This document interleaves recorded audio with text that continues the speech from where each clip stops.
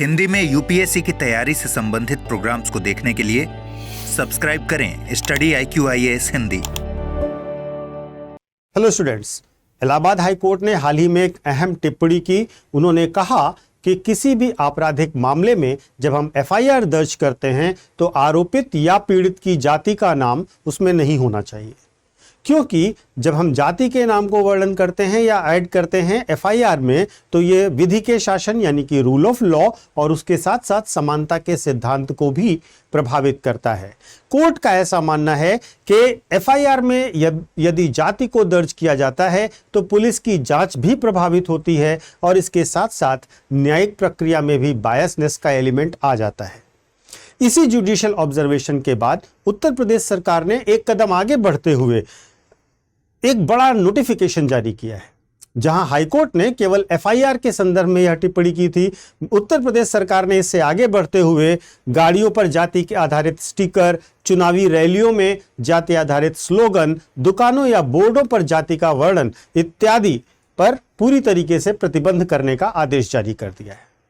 अब यहां मुद्दा यह उठता है कि क्या यह फैसला वास्तव में जातिवाद मुक्त समाज बनाने की दिशा में एक ऐतिहासिक कदम साबित होने जा रहा है, या फिर यह केवल एक कॉस्मेटिक सर्जरी या कि कह सकते हैं सतही प्रकार का उपाय है जो कि जाति की असल समस्याओं जैसे कि सामाजिक भेदभाव, रिप्रेजेंटेशन यानी उनका प्रतिनिधित्व और उससे संबंधित राजनीति को कहीं ना कहीं अनटच्ड छोड़ देता है। इस प्रकार अगर इस मुद्दे पर हम चर्चा करना चाहें तो 3-4 स्टेजेस पर या 3-4 लेयर्स में हम इस पर बात को समझ सकते हैं। पहली बात, संविधान और कानून इस संदर्भ में क्या कहते हैं। दूसरी बात, भारतीय राजनीति और समाज पर इसका क्या असर होगा। और तीसरी और महत्वपूर्ण बात, वैश्विक अनुभव जैसे कि फ्रांस, अमेरिका या साउथ अफ्रीका से हम इस मामले में क्या सीख सकते हैं। सबसे अहम यह है कि क्या कास्ट को केवल पेपर से इरेज कर देने से कास्ट इनजस्टिस मिट जाएगा। शुरू करते हैं आज इसी मुद्दे पर अपने वीडियो को। तो रैलियों, गाड़ियां, बोर्ड और FIR इन सब पर जाति का प्रयोग, जाति नाम का प्रयोग अब प्रतिबंधित है उत्तर प्रदेश में। देखिए, शुरू करने से पहले मैं आपको अपना टेलीग्राम चैनल बता देता हूं, UPSC मेंटोर पंकज सर। इसको ज्वाइन कर लीजिए। इस पर मेरे आपको सारे करंट के वीडियोस मिल जाया करेंगे और यहां पर आपको सारे अपडेट्स भी मिल जाएंगे। सबसे पहले संवैधानिक और विधिक पहलू की बात कर लें तो संविधान में अगर हम बात करते हैं तो अनुच्छेद 14 जो कि विधि के शासन की बात करता है, यानी कि सभी नागरिकों को कानून के समक्ष समता और समानता मिलेगी, यह अधिकार दे रहा है अनुच्छेद 14। सरकार का तर्क यह है कि FIR में जाति न लिखने से समानता की भावना मजबूत होगी। दूसरा, अनुच्छेद 15 जो कि सामाजिक भेदभाव को समाप्त करने की बात करता है, जहां पर जाति आधारित, लिंग आधारित, धर्म आधारित भेदभाव को रोकने की बात कही गई है। यह आदेश इसी भावना को आगे बढ़ाने की दिशा में उठाया गया एक कदम माना जा रहा है। इसके साथ साथ अनुच्छेद 17 है जहां पर अस्पृश्यता का उन्मूलन किया गया है और सरकार का यह कहना है कि जातिगत पहचान को आधिकारिक दस्तावेज से हटाना सामाजिक बराबरी की दिशा में एक प्रतीकात्मक कदम है। लेकिन यहां पर महत्वपूर्ण रूप से प्रश्न यह है कि केवल कागज पर जाति के नाम मिटा देने से सदियों से चली आ रही असमानता और भेदभाव मिट जाएगा क्या। और यह केवल मौलिक अधिकारों का मामला नहीं है। अगर हम संविधान में देखें तो DPSP का आर्टिकल 38 जो कि यह कहता है कि राज्य का दायित्व है कि सामाजिक, आर्थिक और राजनीतिक न्याय को स्थापित करे, उसे बढ़ावा दे और असमानताओं को कम करे। यानी कि आप आर्टिकल 38 की स्पिरिट को देखेंगे तो वह भी जातिवाद जैसी समस्याओं को हल करने के संदर्भ में राज्य को निर्देश देती है, जिससे जातिगत पहचान पर प्रतिबंध लगाया जाए और लोग जातिगत पहचान के आधार पर असमानताओं की प्रैक्टिस ना करें। इसी प्रकार अगर हम आर्टिकल 46 की बात करें, अनुच्छेद 46 की बात करें जो कि आपके DPSP में ही है, राज्य के नीति निर्देशक सिद्धांतों में ही, यह भी कहता है कि अनुसूचित जातियों, अनुसूचित जनजातियों और अन्य पिछड़े वर्गों के शैक्षिक और आर्थिक हितों की रक्षा करना राज्य का कर्तव्य होगा। और यहां पर ही मुद्दा आता है क्योंकि विपक्ष का यह मानना है कि यह कदम कहीं ना कहीं अनुच्छेद 46 की आत्मा के खिलाफ है, क्योंकि यह पिछड़े वर्गों की पहचान को ही दबा देगा एक तरह से।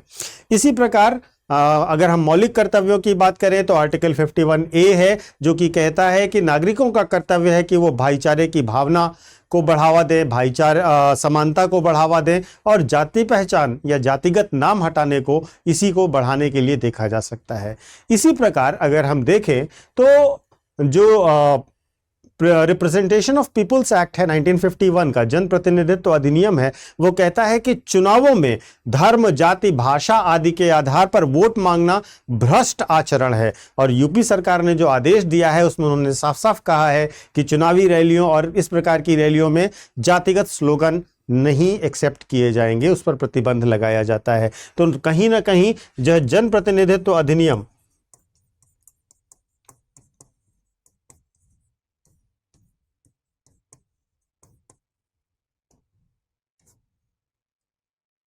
प्रतिनिधित्व अधिनियम की भावनाओं को भी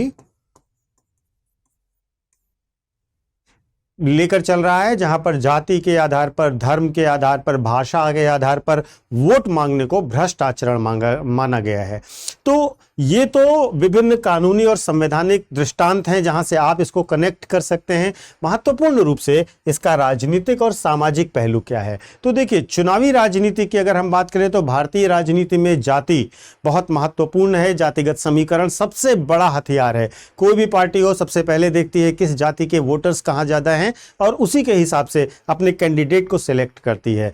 अगर रैलियों में जातिगत नारे और प्रचार पर रोक लगती है तो ये चुनावी राजनीति की पूरी रणनीति को बदलने का काम कर सकते हैं। इसके साथ साथ विपक्ष के आरोपों पर हमें ध्यान देना चाहिए। विपक्षी दलों ने इसे नकली सुधार बताया है और कहा है कि यह केवल दिखावा किया जा रहा है, जबकि असली सुधार आरक्षण में, प्रतिनिधित्व में और सामाजिक न्याय की नीतियों में होना चाहिए। दलित और पिछड़े वर्गों की चिंता है कि कई संगठनों का यह कहना है कि जाति का नाम हटाना उनकी पहचान को दबाने जैसा है। सदियों तक उत्पीड़न झेलने के बाद जातिगत पहचान को दिखाना उनके लिए संघर्ष और गर्व दोनों का प्रतीक है। यह ध्यान रखिएगा। न्यू कास्टिज्म के मुद्दे को आप इससे कनेक्ट करेंगे तो आप ज्यादा बेहतर समझेंगे। विवादित क्यों है ये? विवादित इसलिए है सरकार का फैसला क्योंकि यह कुछ मुद्दों पर केंद्रित है। सबसे पहली बात है, यह चयनात्मक चुप्पी को दिखाता है, सिलेक्टिव साइलेंस को दिखाता है। आलोचकों का यह कहना है कि सरकार जाति का नाम तो हटा रही है, लेकिन जातिगत अत्याचार, भेदभाव और आरक्षण पर उठने वाले विवादों पर चुप है। इसी के साथ साथ प्रतीक बनाम वास्तविकता की अगर हम बात करें तो यह केवल प्रतीकात्मक राजनीति लगती है। अंबेडकर साहब ने कहा था कि जाति राष्ट्र विरोधी है, लेकिन क्या केवल नाम हटाने से जातिवाद समाप्त हो जाएगा? मुद्दा बहुत महत्वपूर्ण है। इसी के साथ साथ अगर हम जमीनी सच्चाई की बात करें, अगर हम ग्राउंड रियलिटी की बात करें तो जाति वाले लोग, विभिन्न जातियों के लोग, गाड़ी पर यादव, जाट, राजपूत, ब्राह्मण, ये सब लिखना तो रोक देंगे, लेकिन क्या वास्तव में जो गांवों में जातिगत हिंसा है, जो भेदभाव है, जो छुआछूत है, क्या इससे समाप्त हो जाएगा? अगला मुद्दा महत्वपूर्ण यह है कि यह चुनावी समय है। कई लोग मानते हैं कि यह आदेश केवल चुनावों के पहले जातिगत ध्रुवीकरण को कमजोर करने के उद्देश्य से लाई गई एक चाल है। अगर हम इस मामले को वैश्विक नजरिए से देखें, वैश्विक दृष्टिकोण से देखें, तो फ्रांस में लाइसाइट मॉडल है, जहां पर धार्मिक या सामुदायिक प्रतीकों का सार्वजनिक प्रदर्शन पूरी तरीके से प्रतिबंधित किया गया है। यह वास्तव में धर्मनिरपेक्ष शासन का एक आइडियल मॉडल है, जहां पर कहा गया है कि आप किसी भी प्रकार की धर्म या सामुदायिक प्रतीकों का इस्तेमाल सार्वजनिक रूप से कभी नहीं कर सकते। ये एक बहुत ही बेहतरीन मॉडल है। इसी के साथ साथ अगर हम अमेरिका की बात करें तो वहाँ के अदालत के अभिलेखों में जातीय पहचान यानी कि रेसिस्ट, क्योंकि वहाँ पर रेस होती है, रेसिस्ट चीजें नहीं लिखी जाती, रेस पर आधारित पहचान नहीं लिखी जाती। क्यों? जिससे कोई पहचान ना हो सके, पक्षपात ना हो सके। इसके साथ ही आरक्षण जैसी नीतियां, जिसको वो पॉजिटिव डिस्क्रिमिनेशन कहते हैं, वो चलाई जाती हैं जिससे पिछड़े वर्गों को आगे बढ़ाया जा सके। इसी के साथ साथ अगर हम दक्षिण अफ्रीका की बात करें तो रंगभेद की समाप्ति के बाद वहां के सरकारी दस्तावेजों में जो वहां की रंग या नस्ल आधारित टिप्पणियां थी, पहचान थी, वो सारे के सारे हटा दिए गए हैं। इसके साथ ही पिछले चुनावों के लिए विशेष रणनीतियां अपनाई गई हैं, यानी कि अगर पेपर से कोई चीज हटाई गई है विदेशों में तो उनके प्रोटेक्शन का भी उतना ही ध्यान रखा गया है। अब इसको थोड़ा व्यापक संदर्भ में भी समझते हैं। संवैधानिक नैतिकता और सामाजिक यथार्थ के नजरिए से भी अगर हम देखें इसको, तो संविधान जाति विहीन समाज की दिशा में हमें ले जाने का प्रयास करता है।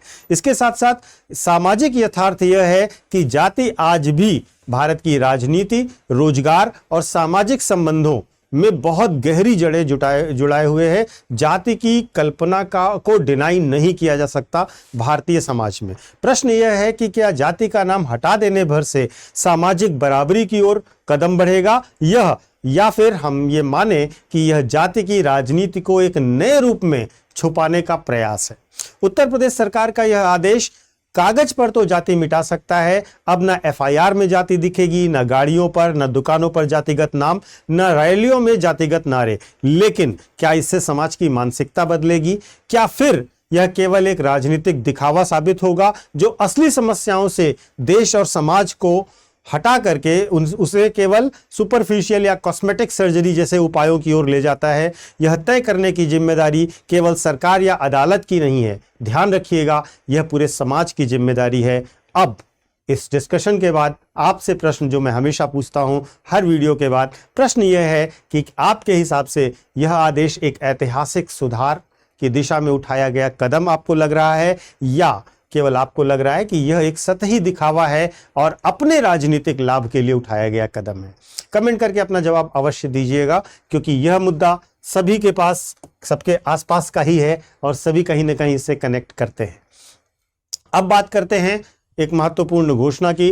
2027 के यूपीएससी के लिए जो बच्चे तैयारी कर रहे हैं, जिन्होंने अभी तक कोई बैच नहीं लिया है, उनके लिए हमारा प्रतिज्ञा plus foundation P2I batch announce किया जा रहा है। और नवरात्रि चल रही है, इसलिए नवरात्रि महोत्सव सेल भी आपको दी जा रही है। इसके अंतर्गत आपको हैवी डिस्काउंट के साथ यूपीएससी की प्रिपरेशन 2027 के लिए कराई जाएगी, जहां पर आपको प्री, मेंस और इंटरव्यू हर एक चीज़ की तैयारी कराई जाएगी। और इसके साथ साथ आपको study material, notes, books, test series सब कुछ मिलेगा।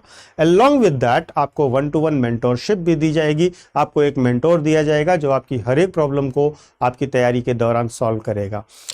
इसमें महत्वपूर्ण यह है कि इसकी फीस नवरात्रि ऑफर के कारण आपको 27,999 पड़ेगी, जो कि यूपीएससी 2027 के इंटरव्यू तक वैलिड रहेगी। इसमें आपको बस एक काम करना है, आपको एक कोड इस्तेमाल करना है, PK Life। इस कोड का इस्तेमाल करते ही आपको स्टडी IQ IAS के हर एक बैच पर, किसी भी कोर्स पर सबसे ज़्यादा डिस्काउंट दिया जाएगा। यह कोड ज़रूर याद रखिएगा और यह भी ध्यान रखिएगा कि 24 सितंबर तक ही यह नवरात्रि सेल आपको प्राप्त होगी। तो कृपया करके जो लोग 2027 का टारगेट कर रहे हैं वो जल्दी से जल्दी इस बैच को ज्वाइन करें और PK Life कोड का ही इस्तेमाल करें। Thank you so much. Study IQ IAS, आपका सिलेक्शन हमारा मिशन।